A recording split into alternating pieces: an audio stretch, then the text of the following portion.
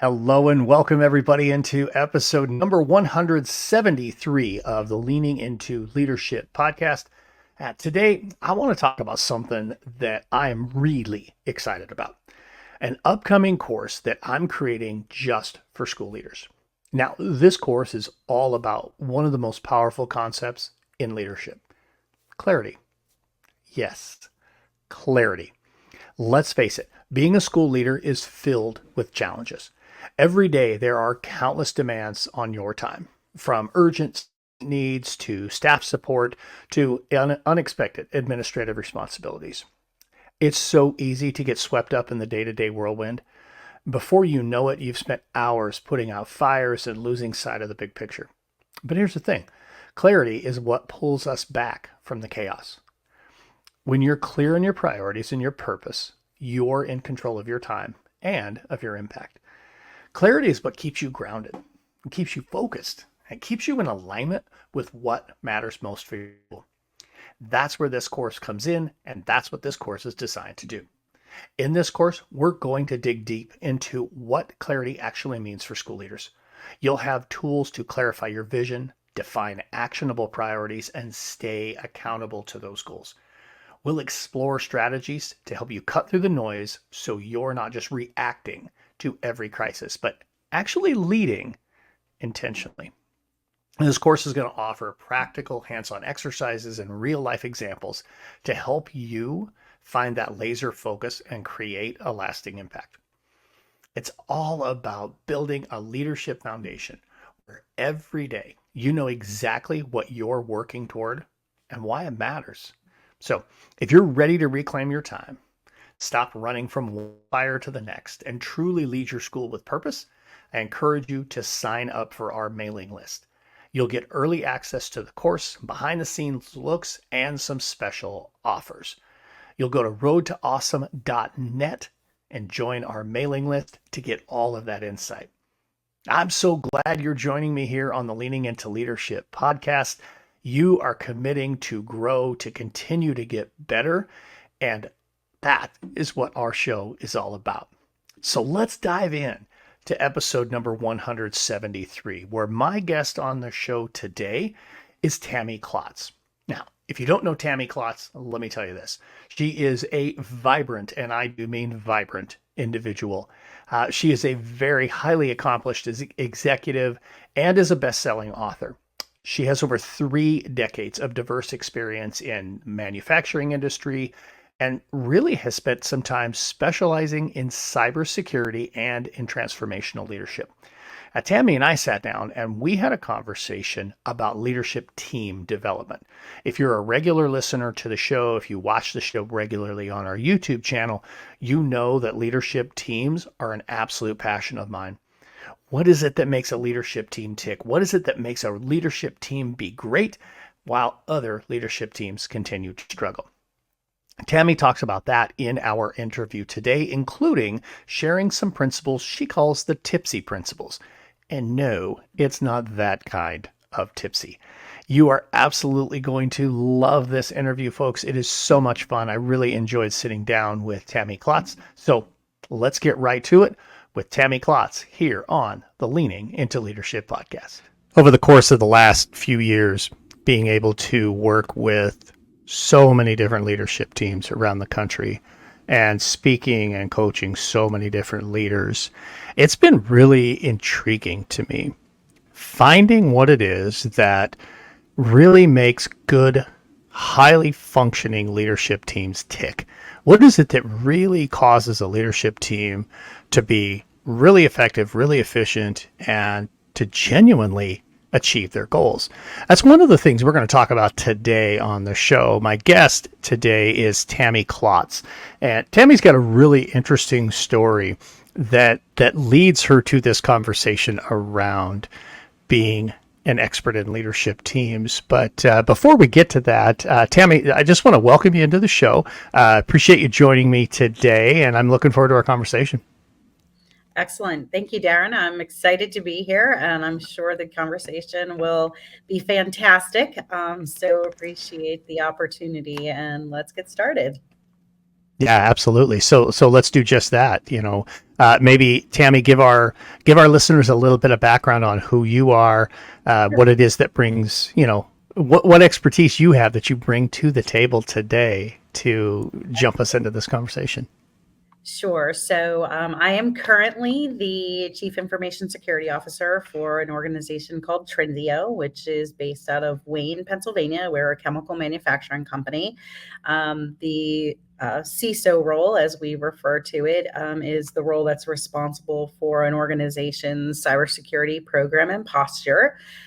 This is actually the third company that I've held this role for, all in manufacturing. And then prior to my security days, I spent 24 years in information technology, in a variety of different roles, specifically leadership roles, not only in information technology, but my last stint before going into the security space was actually in internal audit, and that honestly became my launch into the cybersecurity space. So, not something, if you would have asked me 10 years ago or maybe 12 years ago if I would be doing, I would have said no. But here I am, Right. loving it, and having been now in this space for 10 years, have really been able to make some great connections, and have had a variety of successes with the three companies that I worked on. So I really enjoy what I'm doing right now. And, through my tenure in different leadership capacities, I've been fortunate to have been able to be handed a couple of teams that were not high performing, but take them through the transition and the journey to turn them into a high performing team. And that, I think, is some of what we'll talk about today. And a little bit of, the impetus behind that is early in my career, one of my leaders said to me that, Tammy, you really need to teach people to lead the way that you do. And I looked at him and said, okay, but this is really just who I am. And his comment to me was, yes, but other people need to do what you do, and you need to figure out how to teach them that. So that kind of stuck with me for a really, really long time. And last year, I found myself in a situation where I decided to take a healthy pause between my prior and current role. And that was when I took the opportunity to act on that advice and put my thoughts into my book, which is entitled Leading with Empathy and Grace, and Secrets to High Performing Teams. And we're going to talk a little bit about those today. So I'm looking forward to Yeah, that. absolutely. Absolutely. So listening to you talk a little bit, there's a few thoughts kind of swimming in my brain right now. One of which I don't want to let the cybersecurity piece go. I Mm, really want to come back to that. We're going to definitely talk about the leadership teams thing. There's no question in my mind. But prior to doing what I do now, listeners to the show know this.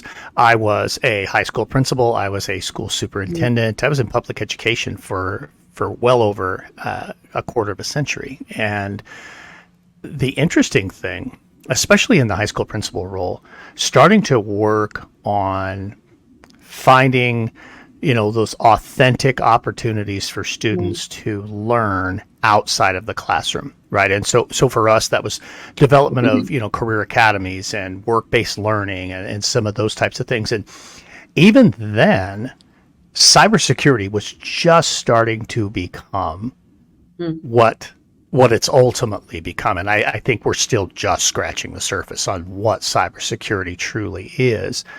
But even back then, we had conversations, our decision making group around what type of offerings we would have for kids that, man, we need to be bringing in something for kids to learn about cybersecurity because what an incredible career opportunity this will be. Now, that would have been creating an authentic pathway. Your pathway was not like that. So, talk a little bit maybe about you can talk a little bit about about maybe the evolution of cybersecurity, but I'm curious to hear a little bit of that story You said, Sure. hey, if you'd have told me 10 years ago, I'd be doing what I'm doing now, I'd have thought you were crazy. And many of us say that. You have a chance to tell us why you say that. Sure. So I'll go back kind of to where I started from a career vision perspective. And I went to college for math and computer science, and I was going to be a math teacher. So that was the initial plan. When I graduated from college, that was, when there was an overabundance of teachers, certainly not the situation we have today. And I found myself, instead of going into the teaching field, I ended up going into corporate America, right? So, and I worked for a large chemical manufacturing company in the Allentown area in Pennsylvania. And so I stayed there, and it was one of those things that um, it was a time when people didn't leave companies like today. People move every 3 5 years along those. So I spent 24 years there, right? And there was a point in time where I thought, yeah, I'll probably retire from here. But things change, things happen. And when I got the tap on the shoulder to move into the internal audit department after being in technology for 20 plus years, I kind of again paused and I was like, because it was definitely out of my comfort zone, right? And I was at a point in my life where, being on call 24/7 was a challenge, as a single mom raising two daughters, having a schedule that was a little bit more haphazard maybe than I needed it to be from a planning perspective and a structure perspective. Audit offered me an opportunity to kind of have a little bit more of a 8 to 5 type of job, right? No on call responsibilities, no global team meetings anymore. So I said, okay, I'm going to do this, right? And, initially I was like, oh, what have I done? Right? Very different. Finance, audit is always in the finance organization, different from technology, two very different cultures, even though both in the same company. And after I, settled in a little bit, I did realize that it was probably one of the best career decisions I had made, because moving into audit, I had the opportunity to learn a lot more about how a public company functions. What is, the role of the board of directors? Why are controls so important to make sure that your financial statements are properly uh, cooked, if you will, and reported? And it wasn't until then that I really got that internal exposure to that type of what makes the business run perspective. So through that, I had the opportunity, again, to your point, cyber was evolving, and we had the opportunity to do an assessment of the cybersecurity program at that company. And, I'm like, okay, let's see what happens, right? So we brought in an external consultant to help us, but I learned so much about all of the different domains that make up cybersecurity, what's important, why there are deficiencies. And we did a full report out on that. And then what ended up happening from a company perspective, we had a new CEO come in. He was looking to really emphasize and grow the one business. So he actually spun off the chemical business from that company. And that's when I was presented with the opportunity of, hey, there's going to be this whole new company that's formed. There's going to be a new leadership team. You might want to think about applying. And I was like, okay. So I applied because I had done my 3 years in audit, and that was kind of the timing we had talked about. So I took the leap and I applied for one of the jobs on the leadership team, and went through the interview process. The hiring manager, who was the CIO of the new organization, came back to me and he said, I want you on the team, but I don't want you in the role that you applied for. And I was like, okay. He's like, I want you in the security role. And again, I was like, okay. but there's got to be more people out there that are more qualified than I am to fill this role. And his response to me, and I give him a lot of credit to this day, was look, he was like, you know, the business. You've been here for 20 plus years now. You know the people, you know the organization. They respect you and the knowledge that you bring to the table. You have all of the audit background now. You can help us develop the policies. What's the foundational components of the program that are so important when you're starting a new company? The security stuff, you can learn. And that, in essence, was, you know, that launch pad, if you will, into the cybersecurity space. And while the new company was forming, I had the opportunity to, you know, really dig in and achieve my cybersecurity certifications during that first year with the new company as things were kind of forming.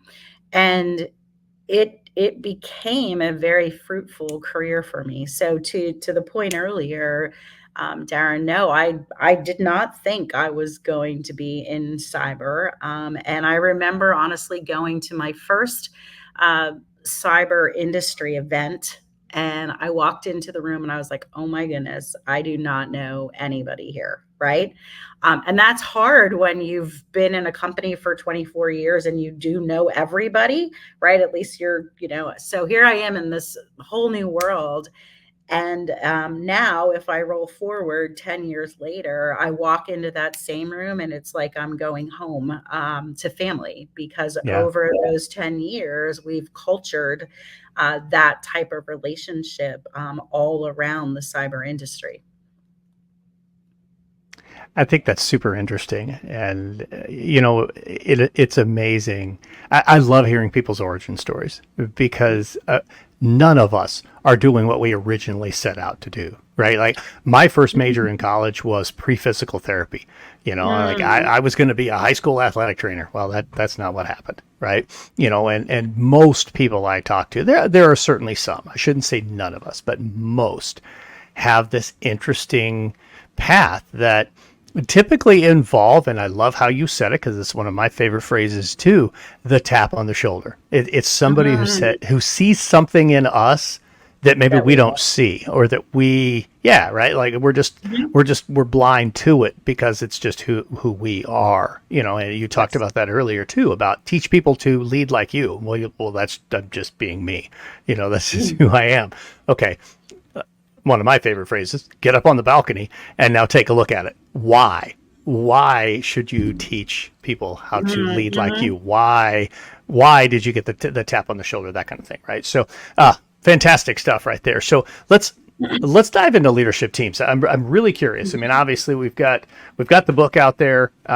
So super interested in diving into the leadership team stuff and how do we help teams be more effective and efficient. But before we do, I'm just curious. For me, I mean, I've been part of leadership teams for a very long time. And since I have started the leadership coaching work, so over the last, let's say 3 years, I've worked with so many different teams, but in a different capacity than being the one in the team, right? It's really sparked this extreme interest, and I know I told you about this the first time we talked, around why some teams are effective and why some teams are not. And I'm curious, before we start talking about that, what sparked your interest? What was it that made you say, I'm going to write a book about leadership and I'm really going to drive it specifically around leadership teams? So, great question. And, it goes to your comment around looking down from the balcony, right? And what do people see? And what I found myself on the receiving side of is many people coming to me and saying things like, Tammy, we want to be successful, so you are successful, right? So we are successful as a team. You just have a way, Tammy, of bringing people together. Nobody's ever done this for us before. you make me feel like my contributions are valued and I am empowered to make decisions in the role that I actually have. So that was really I guess the trigger that said you need to write it down, right? Because this isn't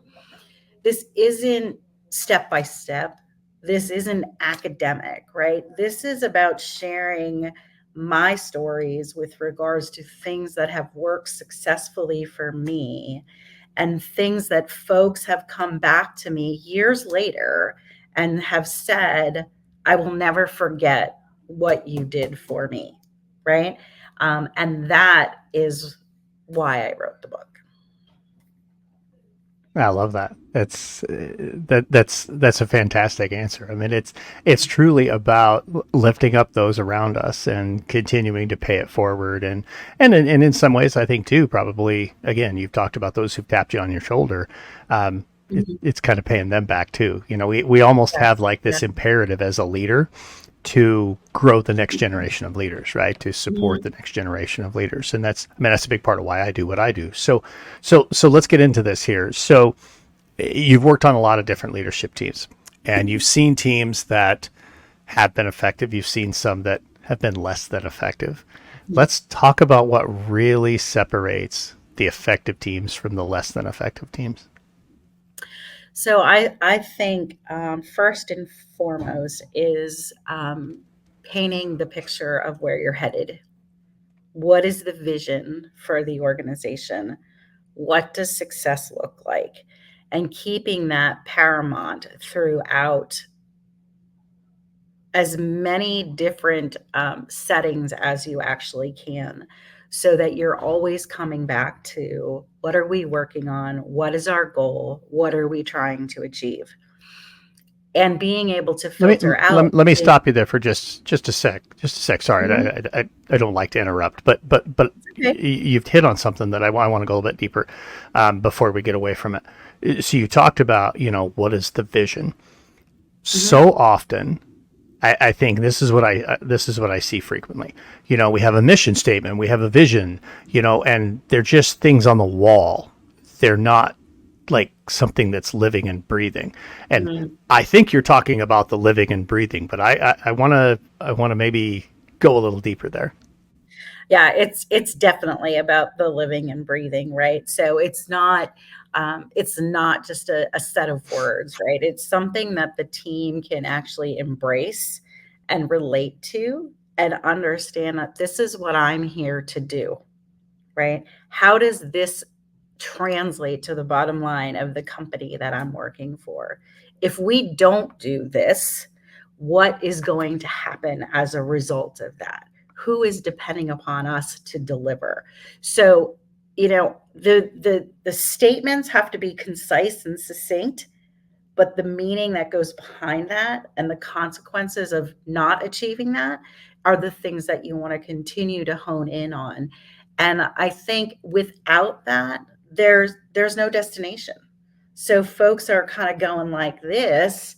And the last company I worked for, I walked into a situation where they had my role typically reports to the CIO role in the company, the chief information officer. And the organization I walked into had 5 CIOs in as many years. No strategy, no mission. What are we doing? Every year somebody new was coming in and saying, oh, we're going to do it this way, oh, we're going to do it that way, right? So they were just in this, you know state of unrest is probably the best way to describe it. Yep. And then I had gone through, I came in and I got, quote, just the security team. And then as a result of some other organization changes, I got the infrastructure team, the team that kind of does all of the networking and the PC work and all that kind of stuff. And now I've got to bring these two teams together and say, how are we going to work together? Right. And we took a whole week and we sat in a room and we talked about it. Right. And that started with this is what we need to accomplish as a team, that goal, the objective of what we were trying to achieve. And then we talked about the individuality of the people on the teams and what made each other tick. And it was really an eye-opening experience, right? Because you have it can be a little bit sensitive because some will share more than others. But what quickly happens, and I've seen this happen a couple of times, is that folks will make connections based upon that sharing that they will have never made, or it would have taken them much longer to make. And it makes them a human being outside of what they're doing in their job. And I do that as well, right? So I'm not this, crazy leader coming in who doesn't, wear a mom hat, wear a daughter hat, and we talk about what makes me a person. And being a CISO is just one of those things. So by starting to kind of break down the work component and really seeing people as a whole, I think also becomes instrumental in building the team that needs to work together to accomplish a goal. That's I would say, one of the things that would contribute to that. And back to your question, Darren, with regards to, how does this shape, how do we live and breathe this on a daily basis? It is the constant reminder of what we're doing is important, and this is why we're doing it. Yeah, I love that. And I think a big part too that you touched on in there, and I see this so often with school leaders too, where the schools that are struggling the most, the districts that are struggling the most are the ones who have had 4, 5, 6 leaders in a period of that number plus one number of years, right? Like 5 principals in 6 years, 7 superintendents in 9 years, or whatever, right? Where nobody really understands what are we trying to accomplish? What is the vision? How are we going to get there? And often in those types of situations, what you just described, bring the team together, really invest in the relationship, really invest in getting to know each other as human beings. There's no way that if you and I are on a team together and we even if the leader has told us, hey, here's what the vision is, if we're not doing things to ensure that we know really what each other are all about, we're not going to be successful as a team. I mean, we've really got to invest in that. So I really like that you talked about that, because I know among the principles that you're going to talk about from your book, that whole process of not just knowing who each other is, but also really understanding what the other person's role is. Sometimes we get in these silos. We hear that phrase all the time too, right? We get in these silos, and it's like, well, my role is this, that's above my pay grade over there, or that's not what I do. I know something you believe real strongly in, and I do as well, is the importance of knowing each other's roles and being able to support each other. So let's maybe talk a little bit about that, along with, and you were kind of starting to hit this, so I want to pull this in together with it. As the leader, making sure people not only know the vision and knowing what their responsibilities are, knowing that they're empowered to go do their work, and that I'm not going to meddle in everything they do. So I threw a whole lot there. Yeah, you might have to remind me as I start talking. But There you go. Yeah, I put it on a T for you, so I'll let you go right ahead. So from a roles and responsibilities perspective, definitely so important. I actually just came out of a meeting right before this where that's exactly what we were talking about, right? With regards to like cross-organizational boundaries and teams that need to work together, and how is this all going to work, Tammy? And it takes some time and it takes some hard work to say, okay, this is your primary lane. All right. Does that mean that you have to stay in that lane 100% of the time? No. But if I need something from that lane, I'm coming to you, and I expect you to be able to, step up, answer the question, go find, do the research, whatever the ask actually is.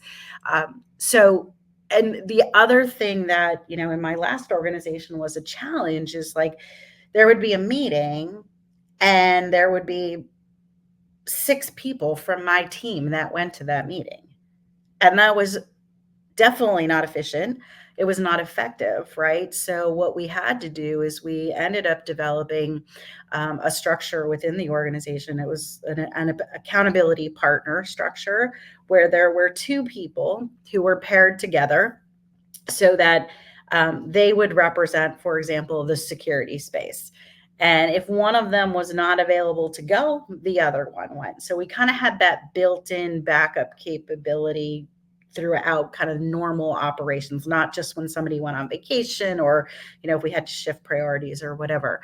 And then it was also, the communication of what those roles and responsibilities were to others that had to work with us also was extremely important. So if you were going to be scheduling a meeting and you were going to talk about, the server infrastructure to bring in a new application, you didn't need 6 people. You needed one or the other of these 2 people, right? And it obviously is going to vary depending upon the size of your team and the scale of your team.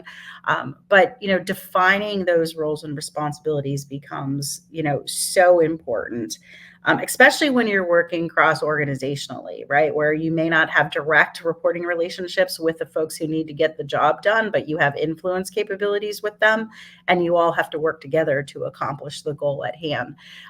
So, extremely important. Tie that to goals and objectives, as part of the performance review cycle, so everybody knows what their top 3 priorities are, and putting you in a position to be able to say, if it's not one of the top 3, tell me why it's important enough that you're not doing something for those 3 instead of, right? So that becomes key in successful deliverables and results from that perspective. The next part you asked me was Empowerment. empowerment. Yes. So this is I have a couple of stories around this one. So back at my first company where I spent 24 years, I walked into a new team. I was leading the network and voice team at that organization, and the folks that were there were like, she knows nothing about this space. What is happening? Like, how is she going to lead this organization? So in the very beginning, I sat them all down and I said, look, I'm not here to be the technical expert, right? That's why I have all of you. And I'm going to come to you when I need a technical recommendation. And you're going to have to explain to me to convince me that it's the right technical recommendation. And I'm going to challenge you and ask you questions. And you need to be able to defend or make your case of why it is the right decision. So I'm not going to come to you and say, here's the solution. I want you to come to me with what that solution is. So empowering them to know that they were able to go and they were not going to be, you know, chastised, ridiculed, whatever the right word is, for what they brought to the table, opportunity, that spoke volumes to them, because they knew that they had opportunity then. And the other piece of that comes along with that is that I will tell everybody that I will have your back until you give me a reason not to, right? So I will go to bat for you. I will make your case for you. I will defend you. But if it turns out that that was not the right thing for me to do, then we're going to have a very different conversation. Now, I will clarify that a little bit, because that's not to say you should not take risks, right? Because if you believe in something and you believe it can be successful and it isn't, that's okay. But we are going into that situation eyes wide open.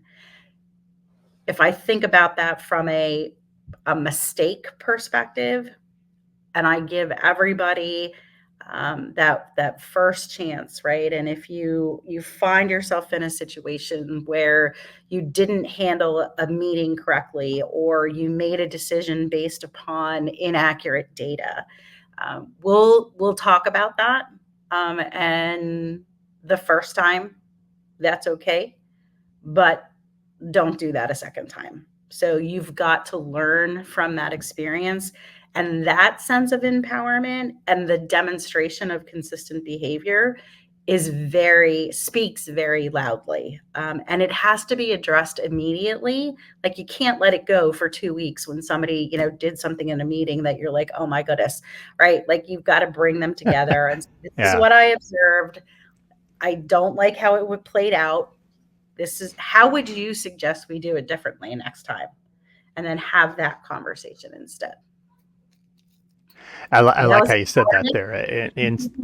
No, that's great. I love that. I love that because it's not just, simply, hey, you've got carte blanche, go do your thing, right? I mean, it Right. is, and it's be ready to provide not only the recommendation but also the reasoning behind it, but also there is some accountability to it. And you So, need to understand that I want you to take mhm, risk, and I want you to feel empowered to do your job within the confines of your job, but that there is still some accountability. And I think that's one of those areas that some leadership teams will struggle with. Either the absolutely. the leader insists that everybody does it exactly the way they want it done, Mhm.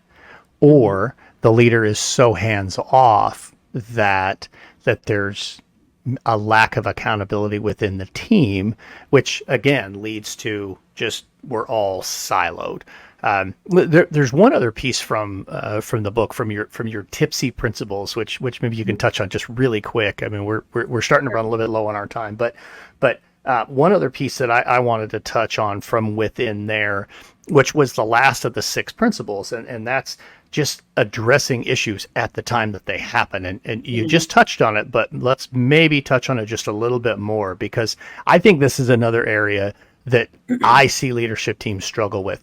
Instead of addressing issues, they just let them fall to the wayside. They don't repair the Mhm. harm. They carry grudges, those types of things that just drive wedges in teams. So I want to have you talk a little bit more about that. So it's one of the things, every time I onboard with a new team, I have a who am I deck that I use to introduce myself to the organization. And the last slide is about my operating principles as a leader, and at what I expect from my team. And one of those things is really around transparency. And that is also part of Tipsy. So we'll bring that all together. And the fact that if something is bothering you, you need to bring it to the table as soon as possible. Because if you don't, it is going to fester and it is going to eat away at you until the littlest thing is what is going to make you like lose it, right?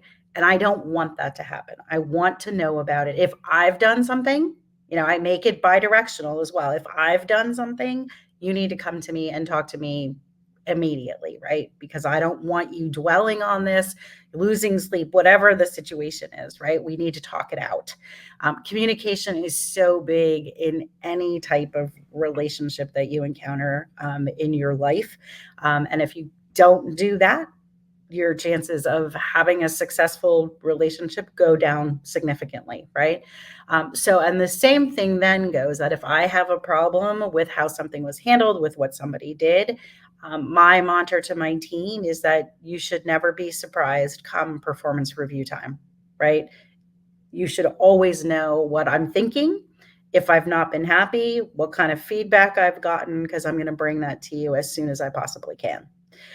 So that and that also helps build credibility and trust in the relationship, so that when something, what I've said in some cases is with the relationship, with the trust, when you have news that is not the most positive that needs to be delivered, whether it's constructive criticism, whether it's a significant business change that is going on, because of that reputation that you've established, that news is received much more differently than if you've been this, pillar of, just a person who hasn't engaged, hasn't built those relationships, because it doesn't mean anything, right? So if I'm telling and delivering less than positive news, folks are like, okay, this is Tammy telling us this now, right? Like we trust her. We know she has our back. She's doing everything she can, but ultimately there are just some things that she can't control either, right? So I think Yeah. that speaks to that, addressing things as they're happening as well. And then just to build out the tipsy piece, so it's TTIPPC, pronounced tipsy, but it's transparency, which we've already touched on now. It's also about togetherness, which we kind of touched on a little bit when we were talking about, that human focus of bringing folks together. One of the things, usually it's dependent upon the organization, right? But I do try to find something that allows people to completely disassociate from the work piece, right? So right now, my team, we do a Friday fun half hour on the calendars. I have a global team now, so we all can't get together and go out for breakfast or anything like that. So we do a half hour Teams call, and the only rule is no work talk. Right. So it's what are you doing this weekend? What activities are the kids involved in? And, it just builds a sense of camaraderie, team, family to some extent, that brings the group together. Right. So those are the two T's. And then it's inclusion. Or inclusivity, making sure that everybody has an opportunity to speak and has a voice in the different conversations that go on during the course of the day. Participation, and the last P is very important to me, and that one is around presence. Because in today's world, we are so disconnected. Well, I guess it depends on your definition, right? We're either very connected because we're Right. always attached to these Yeah. things, but Yeah. meetings, because of working more virtually now, this is how we operate, right? And when you have a global team, it's so easy um, to be distracted, right? So you need to be 100% focused. So if I'm doing a one-on-one, the only thing I will do is I will take notes for the conversation, and they know that. And they're also allowed to call me out if they find that I'm doing something other than that, right? Yeah. Because they deserve 100% of my time during that time that is theirs with them.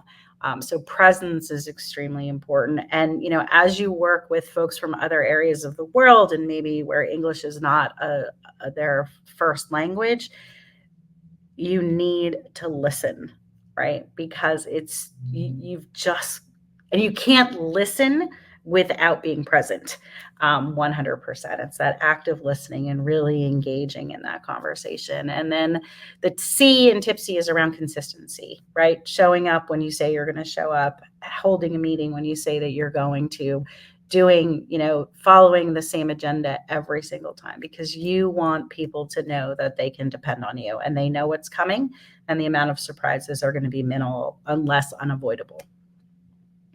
Yeah, outstanding, outstanding stuff. I love that. I love that so much. We'll give them a link in the show notes for where they can go and grab a copy of the book and learn a little bit more there. You know, I could just keep talking and talking and talking about leadership teams. I really could. I love this. But Tammy, we're at that point in the show where I'm going to ask you the same question I ask everybody who comes here on the Leaning into Leadership podcast. How are you leaning into leadership right now? So, one, I'm doing podcasts like this, Darren, right, to share my story, and share examples of things that have worked well for me.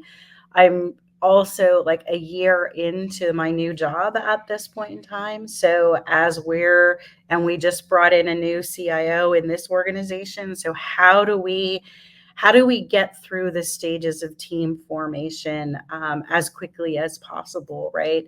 And recognizing some of those things that need to happen, from a storming and norming perspective. How do we move through that transition? So I would say that's another example. And then honestly, getting involved in networking and mentoring is another key thing that I really enjoy doing. And folks who are aspiring to be leaders, and spending some time with them one-on-one, to help them, make decisions, think about things maybe a little bit differently. That's something else that I do enjoy doing as well. So. Outstanding. So people are going to want to get in touch with you if they want to reach out and connect with you, Tammy. How do they do that?